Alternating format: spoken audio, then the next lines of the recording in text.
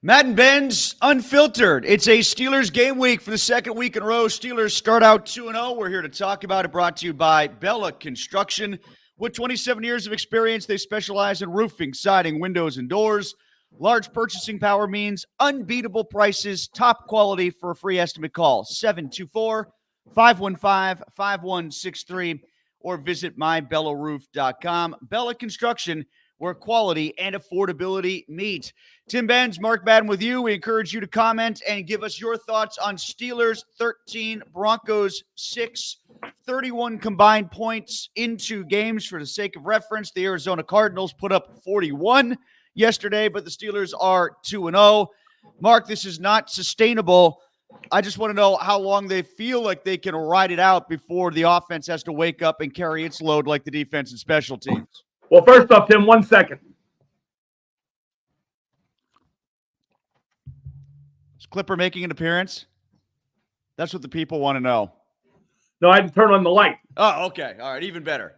I looked like, I don't have pro lighting here, but that was a little much. Any hoodles. Yeah, it's not sustainable. People say the numbers don't lie, but 2-0 is lying at this point. 11-0 lied in 2020, you may recall. Yeah. That was the worst 11-0 team ever and proved it by losing 5 of their last 6 games. I think they need to replace Fields with Wilson the minute Wilson is cleared, if indeed he's not clear already. I look at Baltimore and Cincinnati at 0-2, and I know they're much better than the Steelers, despite having lost twice. It's early in the year, but it doesn't feel early, Tim. It feels like week 11 or 12 because the Steelers are horrible to watch. Their games are unwatchable. If I say to all the jamokes watching right now and listening, if you would turn on the Steelers as a neutral game, 2 teams that you didn't have a rooting interest in or a betting interest in, you were just watching the game, right? You'd have turned it off. You for sure would have turned it off. That game is so bad yesterday. I think Steelers fans are starting to show their colors as it relates to their thoughts on Russell Wilson, and maybe some of the offseason BS is starting to wane because the Steelers have gotten to 2-0 with the backup quarterback, even though the backup quarterback in Justin Fields only threw for 117 yards yesterday and has only managed 1 touchdown drive. Jim, his stat lines are just like Kenny Pickett's old stat lines. Yeah, they are. They're averaging less than 6 yards per attempt. And here's what I mean by that thesis, Mark.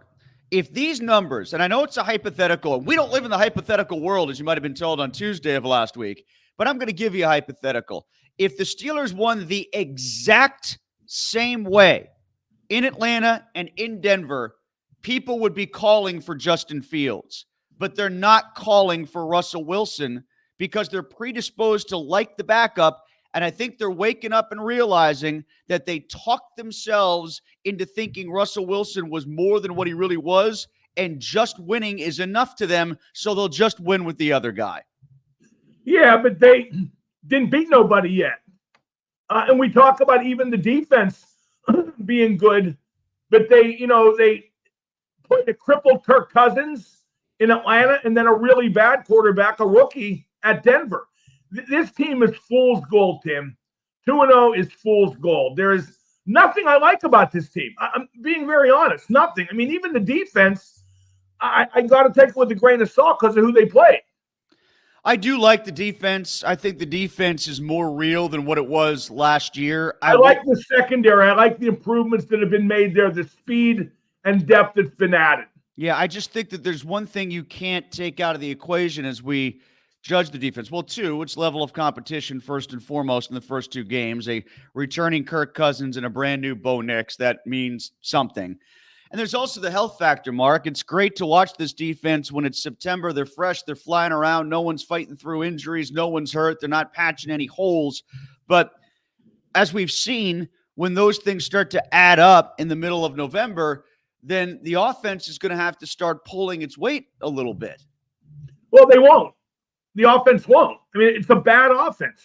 George Pickens is going to commit harakiri. I mean, it's impossible for him to get stats in this offense. Impossible. And the stat part is he actually did a good job against Surtain yesterday, drew a couple penalties. I mean, I think Pickens is the real, but ain't no way we're going to know it. Not this year. Yeah, he had a TJ Watt kind of game from week one where he played much better than what the stat book said. And he did it against a really good corner. Like Surtain was banged for 2 penalties against him and 3 overall. Pickens only put up 39 yards on 2 catches, but he was targeted.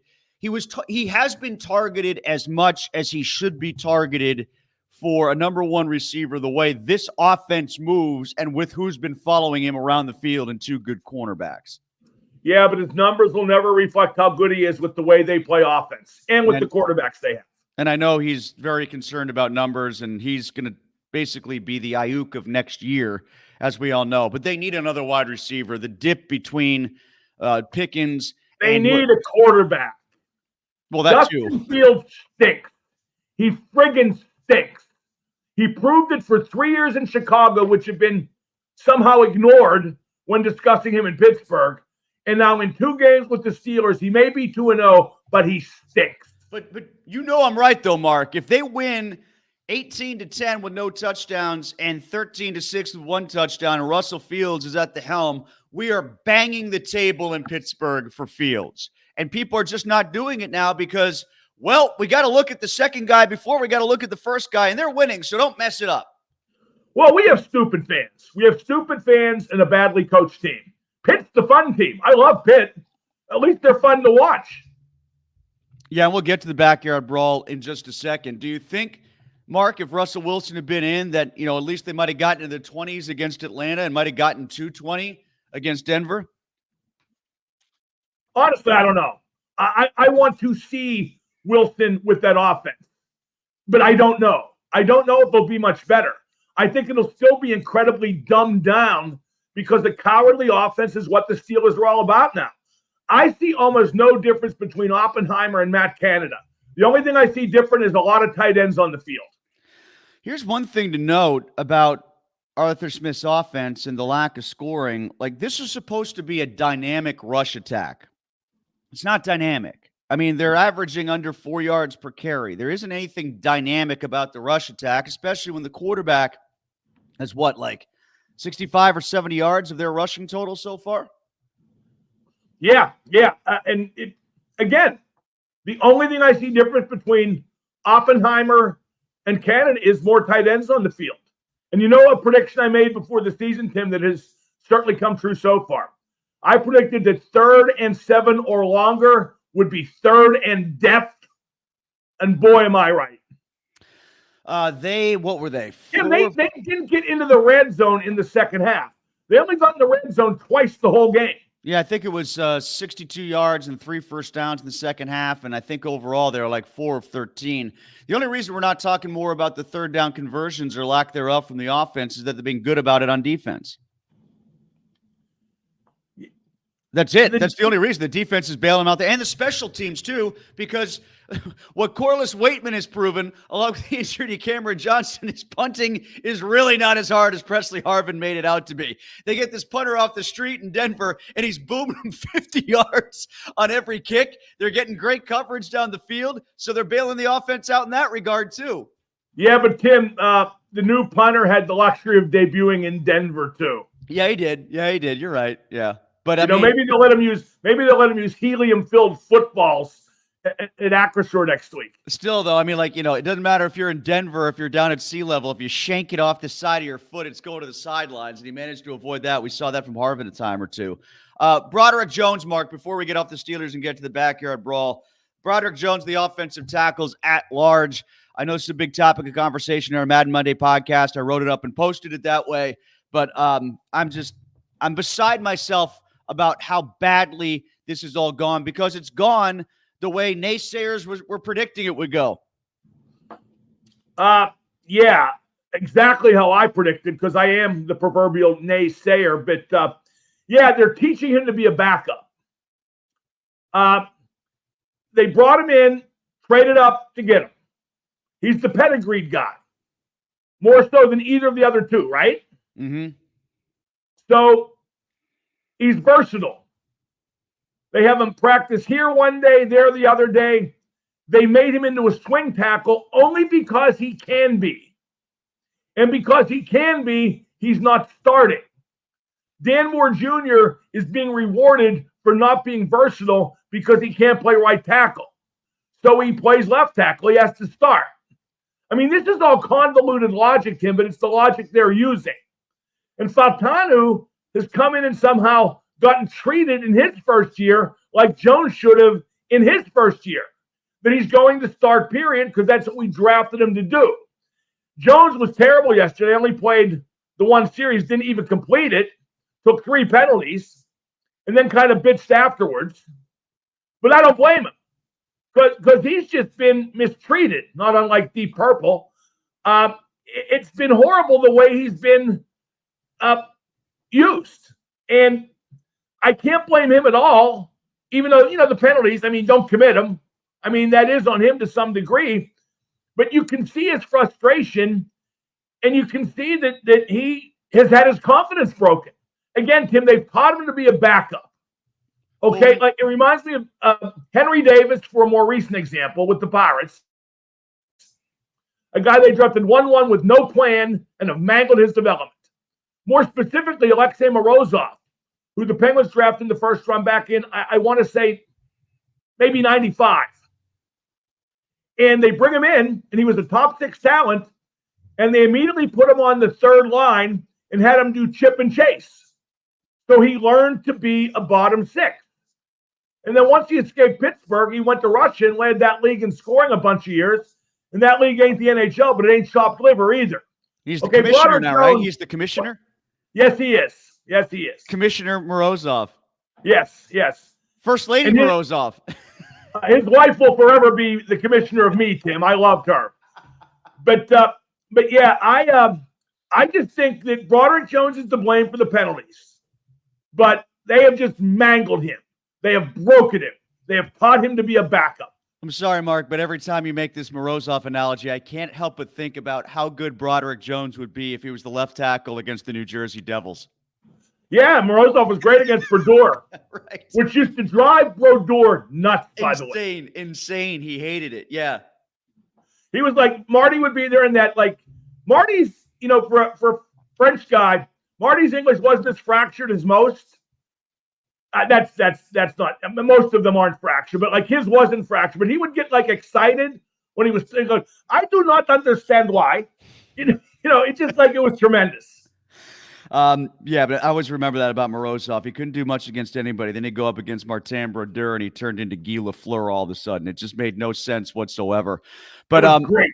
Back to the Broderick Jones thing and the switching. And I wanted to follow up on one point you said. When you said that you thought that he piped up a little bit after the game, were you talking about that comment he said, if I'm not starting, I shouldn't be playing or something like that? Yeah, I don't know if that – I saw him say that. It looks worse in print. I think he was trying to say that if you're not a starter along the offensive line, you shouldn't be playing. I thought it came off in print way worse than it was. I thought it was way more self-effacing than it was anything else. I don't think he was bitching, really. I think he was being more critical of himself.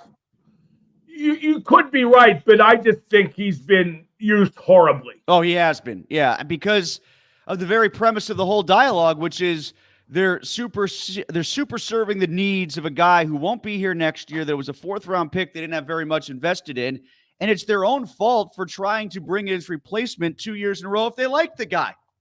They're turning Broderick Jones into Chooks. They're turning him into Chooks, and I've seen people say on Twitter in response to me, well, he's not playing. Like, this is like the Steelers stooge company line. Well, you got to earn it. He's not playing as good as those other guys. Well, first off, the people who say that would have no way of knowing that in practice.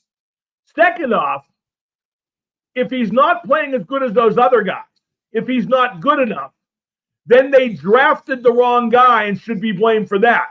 Or they have failed in his development and should be blamed for that. Either way, this is on the organization and the coaches. Or, and I heard this one theorized over the weekend, and it's not a bad one. He really is hurt badly. They couldn't do anything about it in week 1 because Fautanu wasn't ready to come back from the injury and actually play. And now they have to sort of justify it until they see Fautanu play and play well because they never put him on the injury report before. If he's hurt, he shouldn't be playing, period. Yeah, but they sort of set themselves up. Same thing with Russell Wilson and the calf. Tamp it down, downplay the dialogue about the injury, and then you back yourself into a corner. If this injury that Russell Wilson got to his calf or the one that Broderick Jones got to his elbow are as severe as they both look like now, the Steelers never were upfront about it, and now they've got a literal kerfuffle that they have to deal with because they never had Jones on the injury report in the first place. And they've got Russell Wilson in a bad spot because he just went back to Denver and was nothing more than the third quarterback. So one of the two is true. Either the injuries are worse than they're letting on, or they're nothing, and they're just sort of a thing on the side that people are focusing on. This Brian, put up this note, this comment from Brian Michael. This is worth noting. Oh, at the bottom where he says, it's funny that Jones has to earn it. Dan Moore and Kendrick Green were handed starting jobs in week one when they were rookies. That is funny. You know why that is? Hold on. There were some injuries that made Moore have to start. That's not quite true about Moore. But Tomlin loves the underdog. You know why? Because he was never good enough to play in the league himself. Well, I mean, he doesn't have to say Moore. He could say Kendrick Green and Fautanu. They handed Fautanu the job. They wanted to give it to him in week one. He wasn't healthy enough, so he couldn't get it. He didn't have time to practice enough as a rookie, whatever. He was coming off injury. But they were ready to give it to him for week one, and he had one preseason game against the Texans, and he wasn't good. So, what did he do to earn it? They just decide who they like and then go from there. Yeah, and I don't know. I also think the whole he wasn't motivated thing is BS. I think that is a narrative spun up by media who are close to the Steelers. Who wasn't motivated? Broderick Jones. Why wouldn't he be motivated? Exactly. I've seen zero evidence that he came into training camp undermotivated or didn't want to be there or felt like the job should have been handed to him or whatever. I saw no evidence of that. That is a media narrative spun to defend the Steelers' choice on this. Jim, I've thought about this since we did the podcast. Tell me if you agree or not. I don't know if there's a pro sports organization in the world more effective at leashing its own media, and even to some level, the national media, better than the Pittsburgh Steelers. Well, if they got the gold medal, the silver and bronze in this town may not be far behind. Unreal. I mean, I think all three are guilty of that. Now, maybe we're just looking at it more closely because we're here, but I think a lot of that, Mark, has to do with the fact media corps in every city are getting younger and younger and younger, and they feel like this is what you're supposed to do. You're supposed to carry the narrative of the team more than you are supposed to challenge it when it's put in front of your face. And you want to be friends with the players. That's huge. Or maybe he's not even friends with them. It's afraid of backlash if you say something bad. That's where the Pat McAfee show changed him, when Pat decided he wanted to be friends with the players. Especially Aaron Rodgers? Well, not just. All right, let's get some comments. Oh, no, I want to get the Backyard Brawl before we get to comments because you talked about that a little bit. I was unable to watch most of it. I saw the fourth quarter, which was the best part to watch anyway. Well, then we saw the whole game, Tim, because I saw the first three quarters. Yeah, there you go. We could put all three. And I had to drive somewhere. But I listened to Hillgrove and Bostic. They did a great job in the fourth quarter. It really got the excitement of what happened over. And I saw the highlights, obviously. Yeah, so everybody's talking about Holstein, and I think he's part of a really big storyline in the ACC. I mean, you look at Pitt, you look at Syracuse, you look at BC, you look at Louisville, all these teams. Miami is another one of the former Big East teams that have transfer quarterbacks that all of a sudden have put things together, and those are the better teams in the conference right now. Yeah, but it begs the question, will Holstein be at Pitt next year? He's got 1 year left after this? Is that right? Or more than that? He might even No, he's a freshman. Oh, that's right. He's got more. That's right. I'm talking about NIL, Tim. I'm talking about big money somewhere else. I'm talking about what they're failed to do. Right. No, for sure. I mean, they're behind on that. And even if they were up to speed on it, they still wouldn't be able to outspend some other places that might get him. I did see a comment here. One thing I wanted to get to. Who said this? Justin. Holstein is way better than Pickett. On the college level, you ready to say that, Mark? I'm talking about Kenny Pickett, college football. I'm not ready to say that Holstein's that great after just 3 games. I mean, certainly, I like what we've seen, but it's just the matter of we always have to proclaim absolutes. Yeah, right. You Rush know, to like, judgment, rush to praise. right. Like yesterday, after the pass to Darnell Washington, I posted on Twitter that Fields to Washington is the new Brady to Gronk. That's a parody of somebody else in Pittsburgh who every time something good happens, whatever happened is the new insert your own legendary coupling here. Bradshaw to Randy Grossman. Right. Well, you know what, Mark? I think there's a good example. Okay, so Fields made a really nice pass there. He threw it to the only spot where his guy could get it. Maybe he's got more of that in him, but they're not willing to try to show it because there's something about him that still scares them. No, he stinks, Tim. Let's get back to Pitt because at least they're exciting. All right, so where do you think they go in the ACC? West Virginia's good competition. I'm trying to Cincinnati. They'll be 500-y. I mean, on the whole season, I think they'll be under 500 in the ACC. I think. Really? Okay. Yeah, well, I think once film gets out there, I mean, this offense is good, but I don't know if it's great. I don't know if it's something you can't figure out. They're playing, I'm trying to think of the other schools that I've seen, because I've seen BC in person. They're good, and they really had a chance against Missouri. He's number 6 in the country this week. Syracuse is much better than it was. I still think Pitt's better. Louisville, I have a tough time. I haven't seen Louisville in person. They really haven't played anybody yet, but I'm not ready to say that they're going to be under 500 in the ACC. I still think they can get above that. And I think they can contend. I mean, it's just like Florida State flat out stinks. Would they lose to I think they'll be in the neighborhood. Mm-hmm. I mean, I'm just not as sold on Holstein. I just can't go into this immediate, potential ACC player of the year talk, better than Pickett talk. Maybe I shouldn't get into the he's going to go somewhere else talk based on that either. But he was in Alabama first, right? Right, yeah. Was it you who said, Tim, or maybe somebody else, but somebody said to me that if he was really good, Alabama would not have let him go. He's the guy that they just sift through and then let go someplace else. Well, close. What I said was, Alabama tends to hold on to the great. When it's quarterback, it's a little bit different. It's more along the lines of, if Alabama let him go, was somebody else who's somewhere between Alabama and Pitt going to get him first? That was more what I was wondering. But that team now seeing him start in a Power 4 conference, that's where, I think that's what you're getting at. Now that they've seen him do this in the ACC, does someone else swoop in and try to get him? And don't get me wrong, I think he's real good. Yeah, I think he's good too. Again, it's 3 games. Mason Rudolph played 3 great games last year too. Yeah, I think, yeah. And by the way, if the Steelers had Rudolph, he would be their first-string quarterback, given a fair chance. Well, back to the Pickett thing. I don't know if Holstein will ever top out at a season like Pickett gave them. Yeah, because he won't play till he's 30. Like Pickett gave them in his last year where he almost won the Heisman. But I think he's at a higher plane earlier than Kenny was. I think Kenny had to eventually grow into that. It took a while to get to that level. Kenny was always good. He became very good as a college quarterback, and Holstein might be starting out at a higher level. But again, he's coming from Alabama. So there you go. What are you looking at out there? Who's causing the sighting? Is this sighting wars? A really old couple pulled up in a fancy sports car. Okay. You don't see that every day. Well, I was wondering, you said that was some sort of fear in your voice or something, like it portended for trouble for you in the neighborhood. I mean, really old. I'm like ready to open the window and say, hey, you're late for Omaha Beach.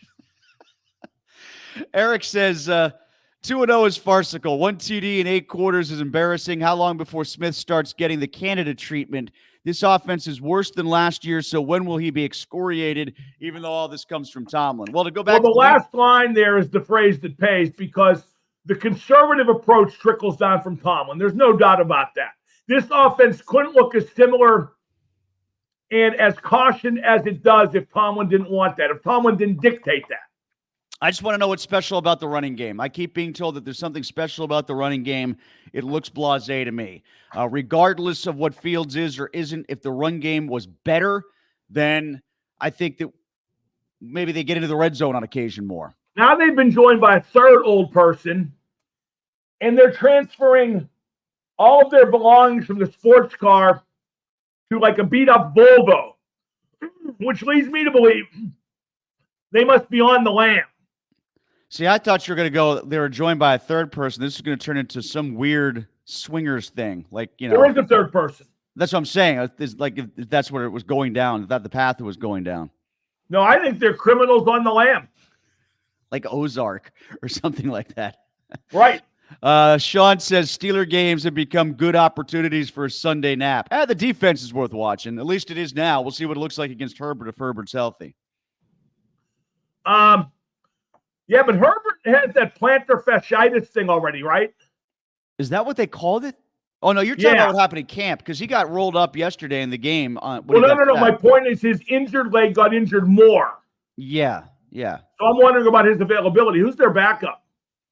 That Ethan Stick? Is that who that is? I have to look that up. I think it's John Hadel. It's the guy driving the sports car. Dan Fouts. Gary says, honestly, one of the bigger concerns is the left tackle we traded up for not being able to get on the field in year 2. Don't feel like the Steelers set him up for success either. Yeah, I'd focus on the last part, honestly. Yeah, they've set him up for failure. Richard says Steelers are stuck in the cycle of depending on their defense to completely shut out other teams' offenses while just scoring enough to scratch out a win. That's fine if they want to finish a little over 500, but won't get them much more than that, nor will it get them any win in a playoff game if they can even get there. What he said. This is sort of the formula that they've gotten to always maintain credibility and be above 500, but it does nothing once January rolls around. This Pete guy asked, would they be running this offense with Ben? And spells offense as if he's, from Canada. I think they would be. And in fact, I think they did after Ben popped his elbow, don't you? Yeah, it was a little bit more throwing based from Ben. It was more under Ben's control. But, that's basically where we are now. Yep. Although when I said that, I was going to put that in my column. But then I looked at like the 2020 numbers. They scored a lot of points in 2020 on way to 11-0. And then, they did. I mean, and the defense was good too. They had some defensive scores and they set them up in some prime field position. I remember a lot about that from the win streak early. And I will always maintain till I die, they got to 11-0 because opposing defenses didn't believe their eyes, what they were looking at with Roethlisberger, what he had become in the offense they were running, as opposed to 14 years before that of what it looked like with Ben moving around and keeping plays alive because he couldn't. Yeah, no, you're right. One thing about the defense that's worth noting too, and I think the defense has obviously played 2 good games, albeit against crippled and/or rotten quarterbacks. But TJ Watt only has 2 sacks. Minkah still hasn't been involved in a turnover. And his role still seems to be that of tackling machine. Yeah, the Minkah thing I'm with you more on than I am the Watt thing because he should have had 3 sacks and 2 of them were strip sacks against Atlanta. So I'm a little bit easier on Watt. The Minkah thing, I will give him credit for taking away the back third of the field and doing his job there while being a tackler. I feel like they're not sacrificing one for the other. Like I think the plays... Got to make plays, Tim. Got to make plays. You're paying him what he's making to make plays. You traded a first-round pick to get him to make plays. Well, do you think maybe some of the other 4 interceptions have to do with him doing his job in the back third of the defense, the other D-backs making plays as a result because the ball is being forced elsewhere?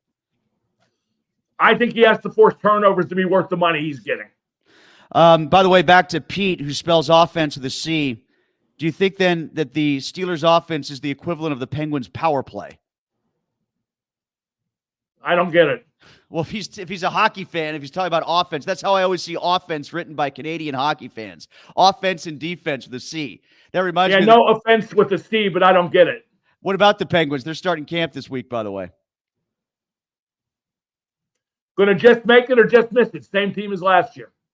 You don't think any of the new pieces do much in that regard? Still keep them on the 8th seed playoff bubble? The shortcut, like I've talked about frequently, is if they make the power play top 5. It was bottom, 3 last year, but they have the components to be top 5. Will they do it? Will they put Sid in the right half wall? Will they do what's necessary instead of making sure Gino's happy? Because Gino likes to play right here. But the other hidden thing is they've gotten some young guys. do they get in the lineup or does Sully stick with the old guys? And this has to be a situation where the GM tells the coach, look, you got to play these guys, whether Koivunen earns a spot or Ponomarev. If those guys go to the minors, the team's just screwed. I mean, the GM did his best, given handcuffs, salary cap, no trades. Did his best to add some youth to the team. They have to play. Couple Ask Mark Anything type questions here, Mark. Jeremy wants to know how early it is to decorate for Halloween. I don't decorate for Halloween at all. Maybe that's what's going on with the car out there. They're exchanging Halloween decorations. They're all gone now, whatever. And Brian asks, is Mark going to Megadeth this Wednesday? No, even though I love Megadeth, there's like too many bands. I think it's 4 bands. I can't get through that many bands to see the band I want to see. Yeah, and just showing up at that hour later in the night. Like, I've done that a couple times recently at Stage AE, but I live right near Stage AE, so I'll just walk over at like 8:30 before the last band takes the stage. But is Megadeth at Stage AE? Where are they playing? Yeah, but that's a little bit more. I mean, like, and I really love Megadeth. I consider them. I like them better than Metallica. I think they are Metallica with pop songwriting sensibilities. They like pop metal songs, pop thrash metal songs, no less. But yeah, I'm not going. My favorite Megadeth show ever in Cleveland. This is a long time ago because unfortunately Ronnie James Dio passed away. But it was Megadeth opening for Heaven and Hell, which was the Black Sabbath with Dio in it that reformed. Okay. And Megadeth opened and played their 9 best songs, and that was it. It was perfect. All right, Mark, so you're on at 2 o'clock today. New format well underway. So Mark will be on 2 until 6. We will be back with you for Madden and Benz Unfiltered after the game against the Chargers with Justin Herbert and Jim Harbaugh. All of that to come next week when we stream here at 9:30, courtesy of Bella Construction. The Madden Monday podcast is up at Trib Live on our podcast stream, courtesy of the Fans First Network. Have a good week, everybody. We'll talk to you next week.